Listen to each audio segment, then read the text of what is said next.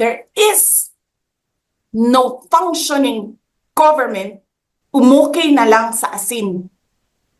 Hindi pa kayo nakakita ng kalaban na tulad ko. Nagpigil ako na nagpigil. Kasi masama sa bayan. Hindi maganda ang political instability. Pinabayaan ko kayo sirain ng pangalan ko kasi I have nothing to lose. Sinira niyo na siya. Wala na siyang ikakasira pa. Ang gagawin niyo.